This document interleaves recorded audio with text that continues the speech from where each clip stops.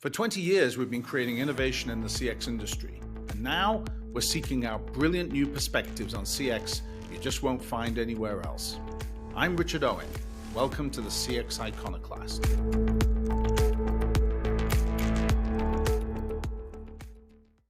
My guest today, Erik Brynjolfsson, is a repeat offender on the CX Iconoclast, and with good reason. As director of the Stanford Digital Economy Lab, he lives at the intersection of business, technology, and economics. As a co-founder of the AI startup Workhelix, he has his feet in the Silicon Valley startup world and an executive-level view of companies' adoption of generative AI technologies. Now, actually, his full job title, collection at Stanford, and you should look it up, would take me about 5 minutes to read off, so trust me on this. He is one of the players in the digital economy, an author, TED Talks. I'm sure you get the picture.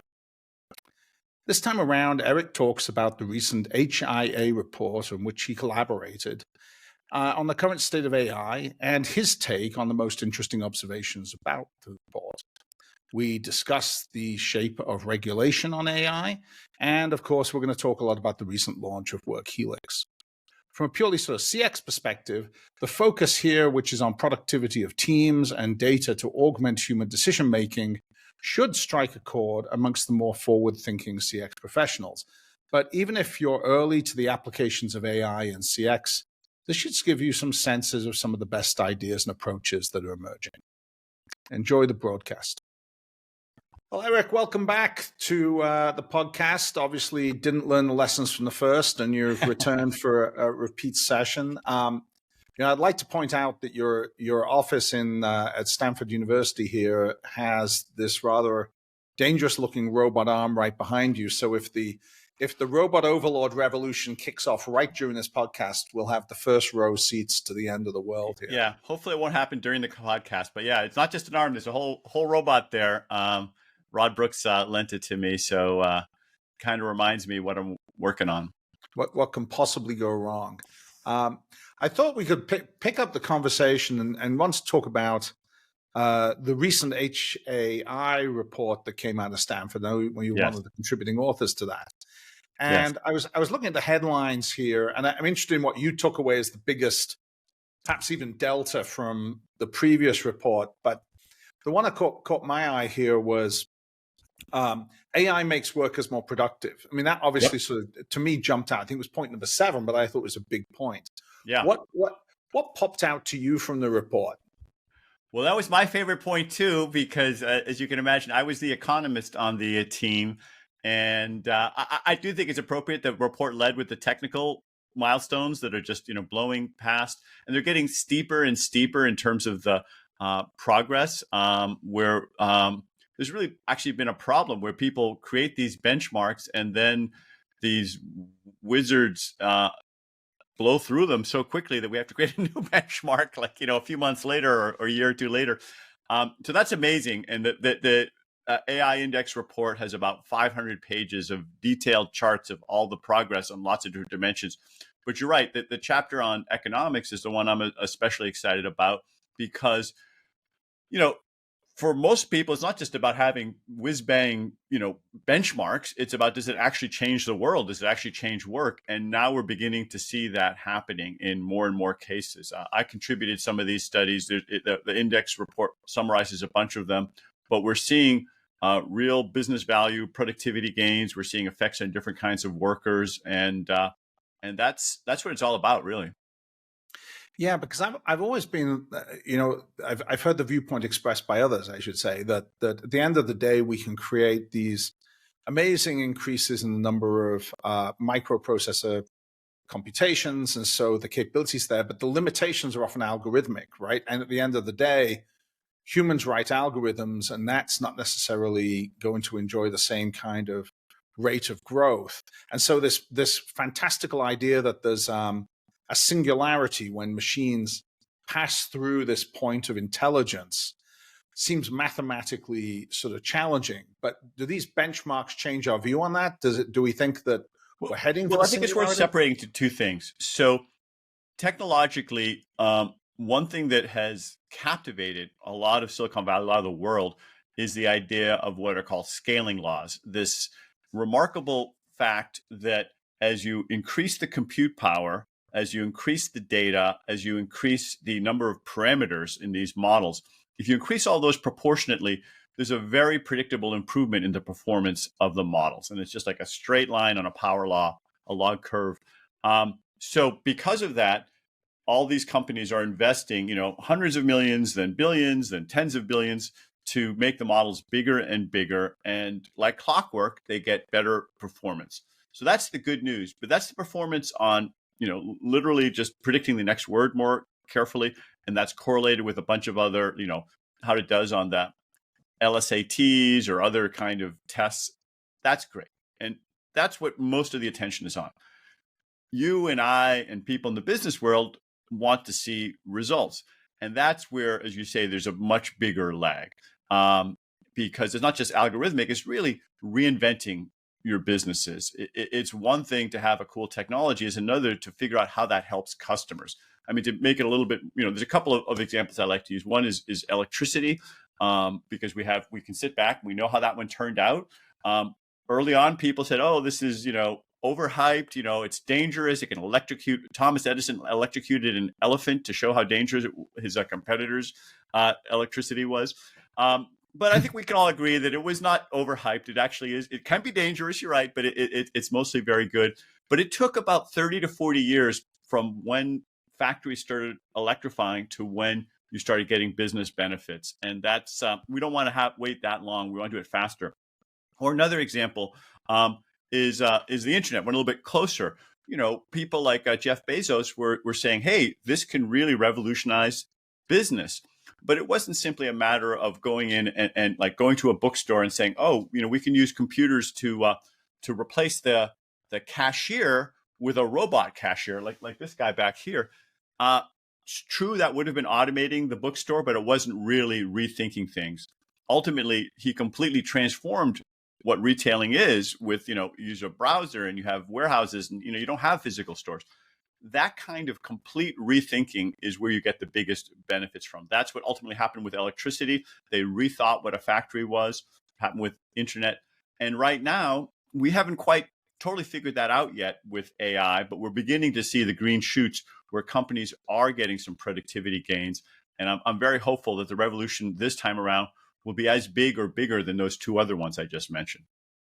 And in both those prior instances, there's kind of a distinction between the infrastructure capabilities that get built and then the application of that infrastructure, which in some ways, that infrastructure generates 1,000 points of light, right? You start with the required infrastructure. And a lot of what the report refers to, and I think a lot of where you see these huge investments, is to be the winner in the infrastructure space, or maybe a small group of companies that will win. Because typically we've seen this game play out and it's going to end up being a handful of companies. It's highly improbable that you're going to start a new company and you're going to beat AWS, you're going to beat Google or Microsoft at this game, because the resources are so vast.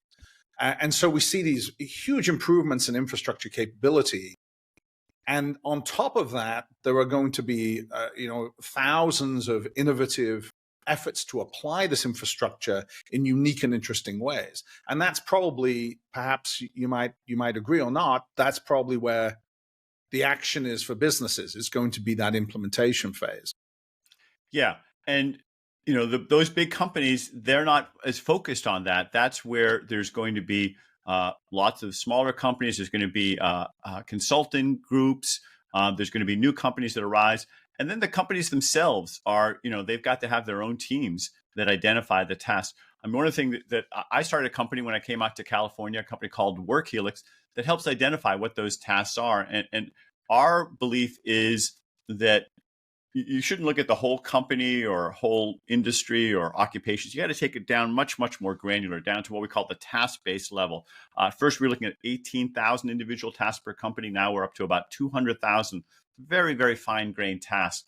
And for each of those, you can look at, is there a Gen AI solution that can help you with that?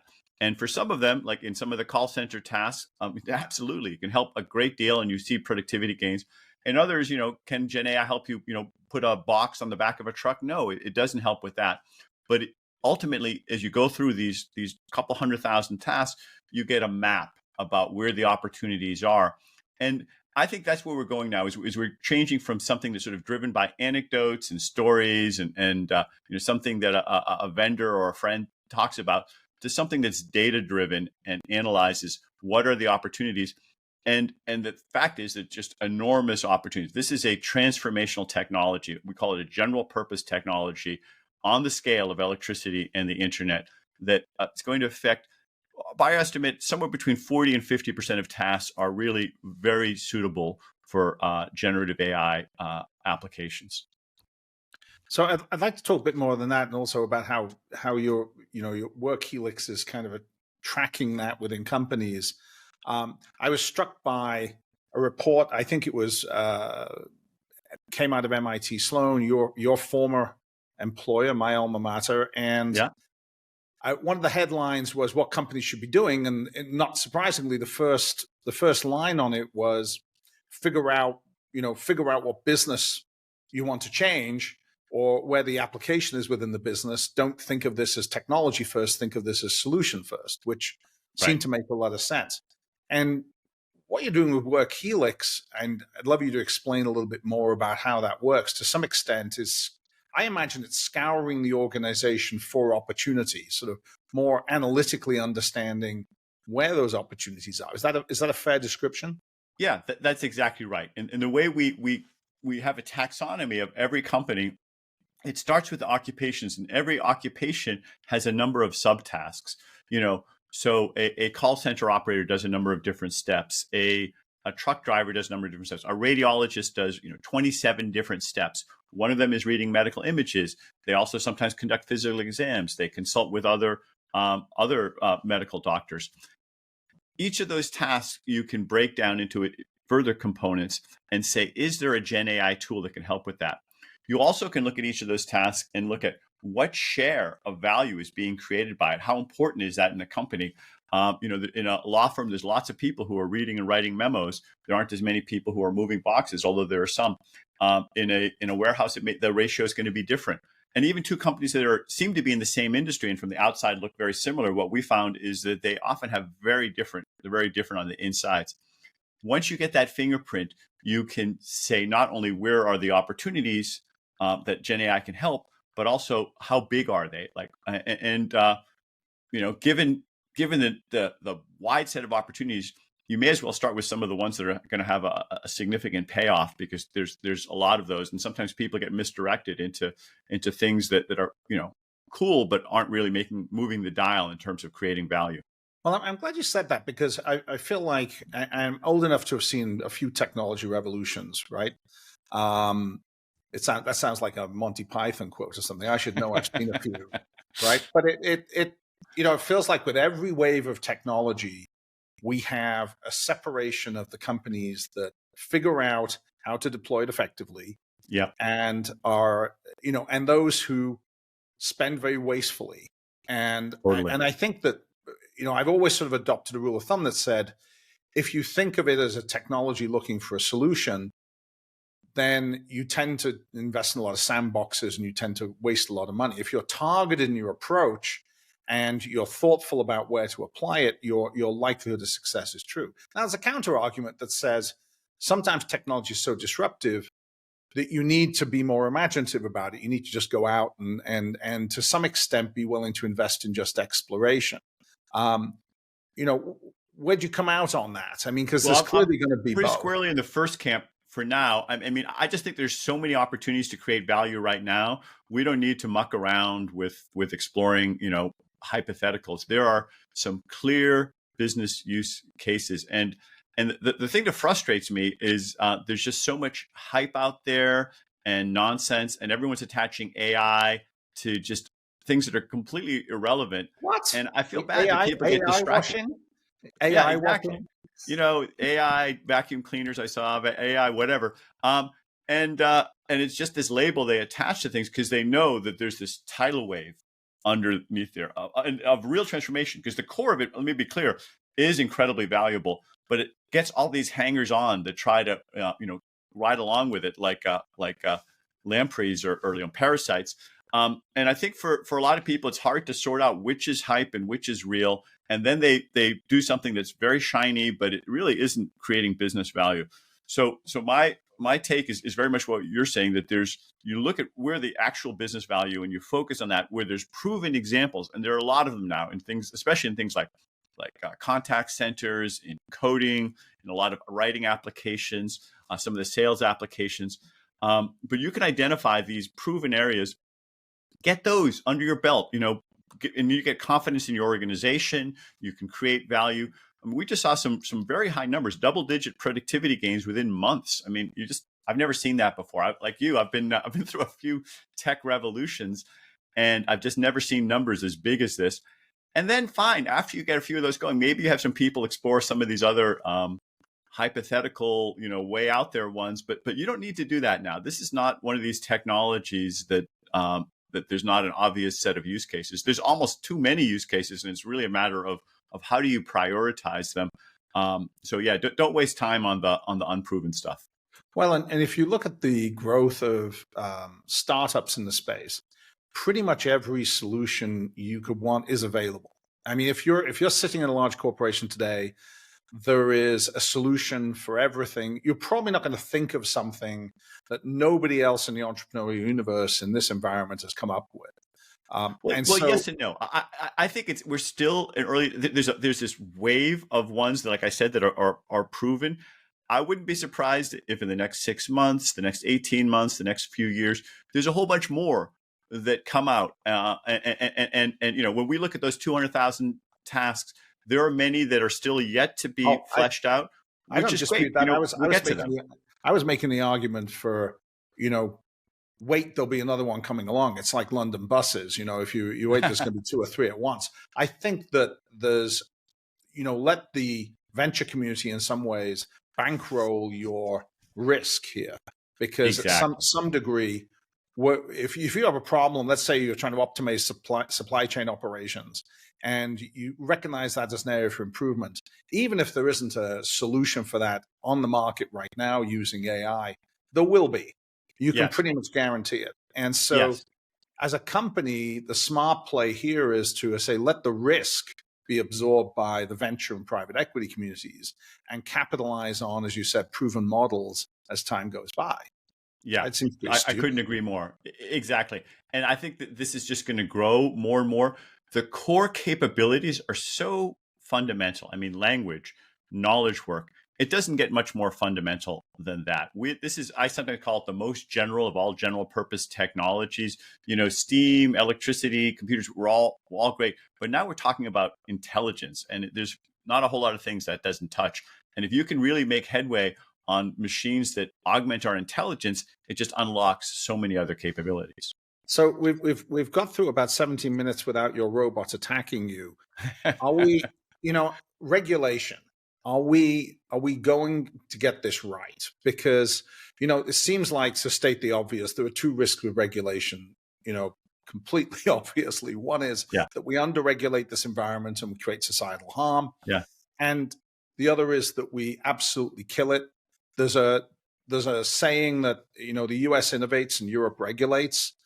That's right. And I heard the in between, China replicates. So you got to have all the rhymes.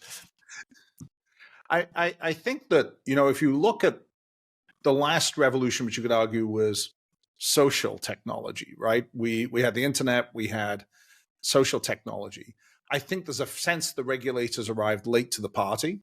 I certainly subscribe that view, and there's been societal harm done because they were slow, and that's been traditional. Right? Traditionally, regulators haven't been there. Is there a risk they jump the gun on this one and a chance to overcorrect, and we end up getting in front of it? Well, what's already happening? You said there are these 2 risks of underregulating and overregulating, and I'm quite confident we'll make both those mistakes simultaneously in many cases, because there's just a whole lot of different things.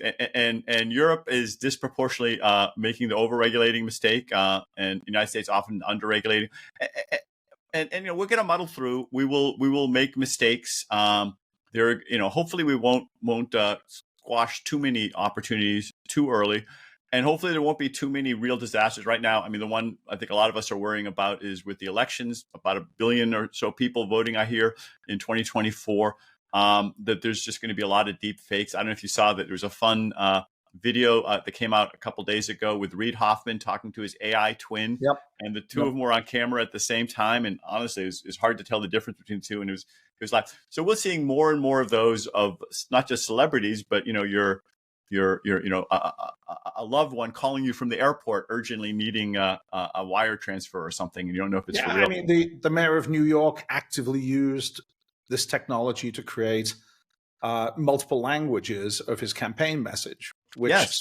So you got white hat use of deep fake technology to create a Exactly. narrative. Modi was using it to give a personalized individual campaign message to each voter, so that, this is what's happening. I don't know whether it's white hat, black. It's just weird. It's a new world, and it could be used in a lot of bad ways. And then there are things that are going to be happening with jobs and economic disruption. And ultimately what a lot of people are even worried about is lethal viruses or other dangerous uses of it. So I do think it's totally legit to be careful about some of those. At the same time, the upside is trillions of dollars of value, of longevity and healthcare, cleaner environment. We don't want to hold those back either. So it's going to be a delicate balance to try to get the gains without too many of the dangers. That's what we're working through right now is how to manage all of that. I'm hopeful we'll be able to strike a good enough balance that we get some of each. Well, I think there's reason to be optimistic, right? I think in general, we can't be sort of King Canute or Luddite, choose your poison there and say we're going to hold back these waves. They are going to move forward. I saw another study which suggests that consumers were reluctant to have AI-only contact center solutions because, in part, they were concerned about job displacement. This idea that we're going to actually damage the society has sort of taken root a little bit, right? And so there's a natural check. I think so. There's a lot of people concerned about that. I hadn't heard of the consumer concern, but it doesn't surprise me. Certainly, the workers are concerned about it, so there's some empathy there. But also, I think that CEOs, not just for the sake of helping their employees, also to get more performance. What we found is that the best performing systems tend to be ones that work to augment rather than replace people. Right. I think there's a lot of science fiction about AI just being able to do everything. The reality is that while these are amazing systems, it's really hard to do the full A to Z, soup to nuts set of tasks that humans do in any given occupation. What you find is that there's some tasks that come up that have a lot of data and machines can do really well. Like in the call center, there are certain questions that come up a lot. How do I change my password? I'm locked out. And the LLMs have enough examples to know here's a good way to answer that question. And then what we found is that there are other questions that just appear once or twice in the data set, and the LLM just can't answer them very well. It hasn't been trained on that. We humans, we're still pretty good at that. We can kind of muddle our way through. And so there's a natural division of labor where the humans handle certain kinds of questions, the machines handle others. That boundary is changing over time. But that's true not just in call centers, it's true in coding, it's true in sales, it's true in so many other areas. And the human and machine together almost always can create more value than the two of them working separately. So this is not just being nice to employees, although that's a good thing to do. This is also how do you create the most value for your organization? And more often than not, that's this combination of augmenting rather than replacing. Yeah, and our early experience with this ourselves has been really positive. We found that because if you're making judgments about account relationships, which is something that's very deep in our hearts, and you provide data to people, the machine judgment is often entirely complementary to the human judgment. There's value in both, and the combination is extremely useful. In other words, 1 + 1 = 4 or 5, right. And the biggest challenge in some ways is introducing this idea of machine judgment and supported decision making into the human population. Right? How do you present it to them? How do they understand how to take advantage of it effectively? Because nobody wants a sort of magic 8-ball shows up and says, by the way, you're wrong, here's the right answer. It's just we don't know how to process it. It's not healthy. So we Well, need you make to. a number of really good points. I mean, first, there's that humans and machines have different strengths, but sometimes even when they're answering the same question, they make different kinds of errors that cancel each other out. And so, if you have them both involved, like there's a study looking at radiologists diagnosing, and they were like 85% accurate. The machine was like 85% accurate, but when you did them in sequence, you get well over 90%, and that's because they can find things that the other one misses, and that happens a lot as well. So there's an opportunity there to combine them, not just in different tasks, but even on the very same tasks. And the other point you made about the magic 8 ball, this is a real problem in an area of research is how do you make the machines explain what they're doing? You don't want it to just be a black box Right. that says, this is the answer, cut off the left leg. And it's like, wait, hold it. Am I going to do that? And it says, well, we're right 94% of the time. And it's like, well, I'm not sure that's good enough. But if it can explain the reasoning and say, okay, here's the medical reason for that, and here's what we need to do, then the doctor's much more likely to be able to say, okay, I see that. Good point. I agree. Or I disagree for that matter. Right, right. And that reasoning can be combined by people into their own decision making. They can make a judgment as to whether reasoning fits in with the framework they already have. It'll help them make better decisions. You say the decision might be based on your reasoning. I'm going to decline that. I'm going to go my own way. Yeah. But we're going to have to adjust to this idea of combining our own judgment with that of what the data and the machines are predicting. Exactly. It's almost like a colleague. I mean, someone made a good insight. I was at a meeting a while back, and they said, hallucination could be a feature, not just a bug. And I was like, really? Explain that. And, these models do hallucinate. They'll make up stuff that's not true. But if you're doing creative work, if you are, doing an ad campaign, or even if you're just doing writing, sometimes you want a little bit of out of the box thinking, as long as you keep a human in charge and makes the ultimate call. I've had these LLMs critique my own papers, and they might come up with like 5 criticisms. And I look at the first 3 and I say, yeah, I know that. You're not adding anything. And then the fourth one might be like, no, you totally missed the point. You're completely wrong. You're hallucinating. But the fifth one would be like something really novel, some new angle I just hadn't thought of before. Now, 4 out of 5 weren't that useful, but that fifth one was great. And since I'm the ultimate arbiter, I can kind of make the judgments and say, you know what, you LLM were pretty creative in coming up with that last one there. And I'm glad I got a chance to see that. But it only works by having the human and machine working together. I wouldn't want to just turn it over and have the machine, make some dumbass errors when I'm not there to check it.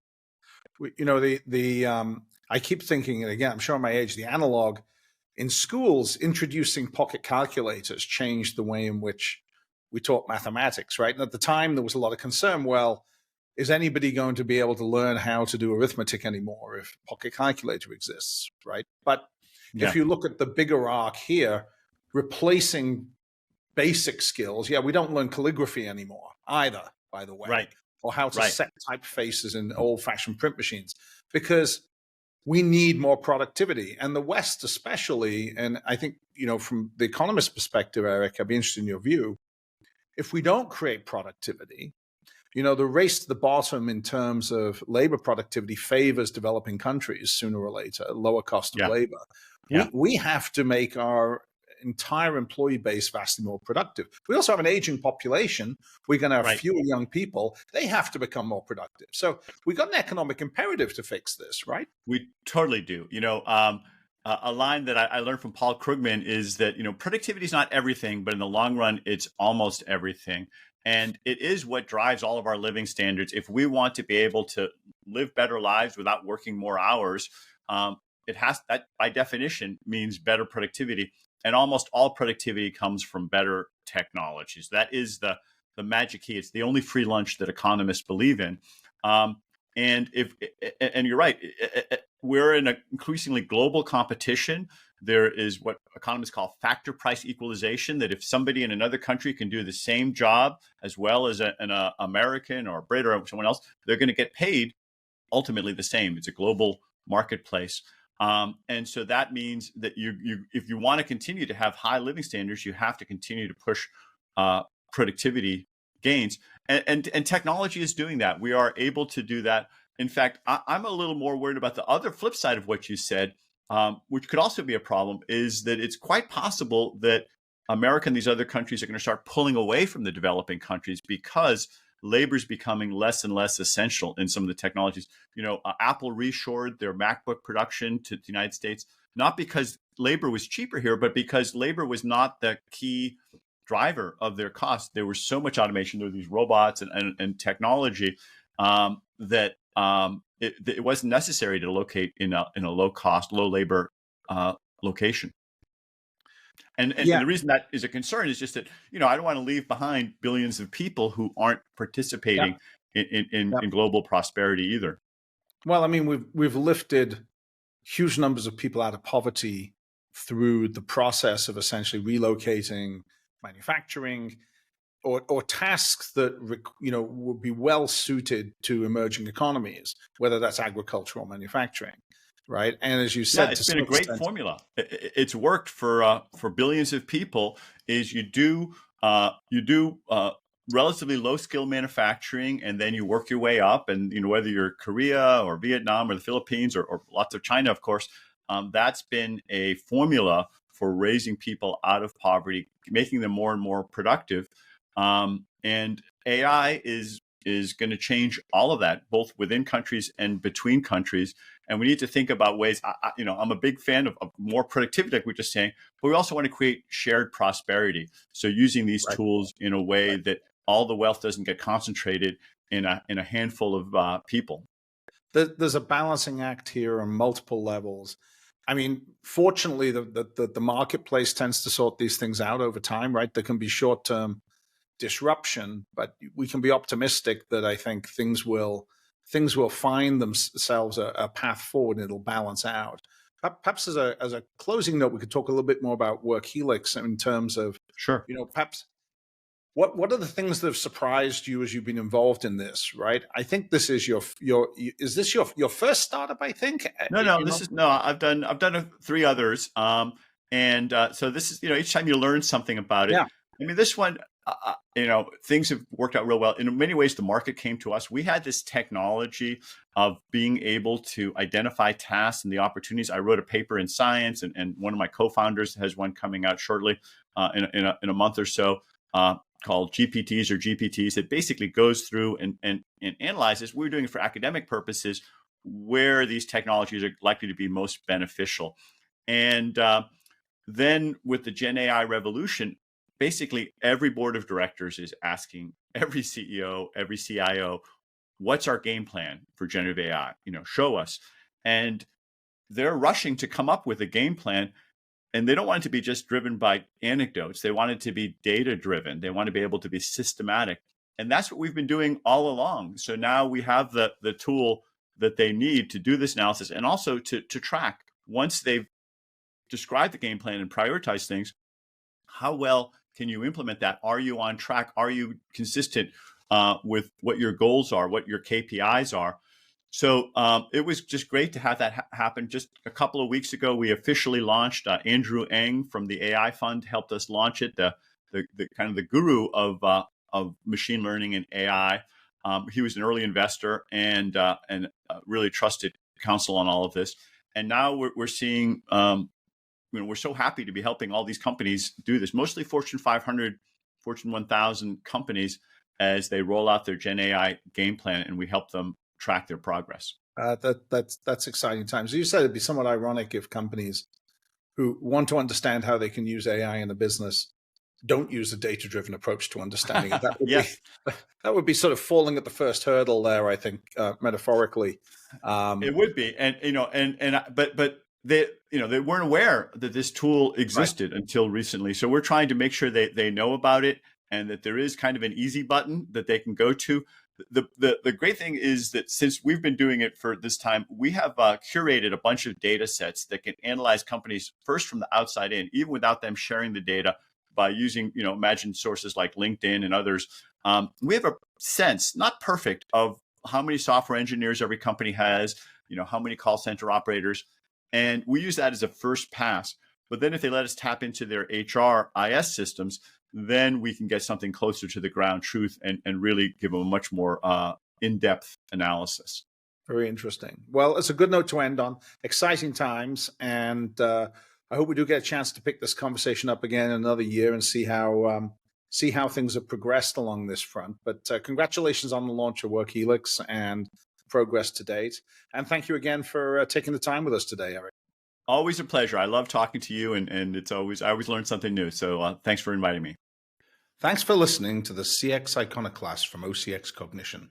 Subscribe wherever you get your podcasts so you won't miss any of our thought-provoking conversations. And please get in touch if you want to learn more about what OCX Cognition's predictive CX analytics platform can do for your business by providing complete insights into every account, continuously updated and connected to operations. You'll find contact info in the show notes.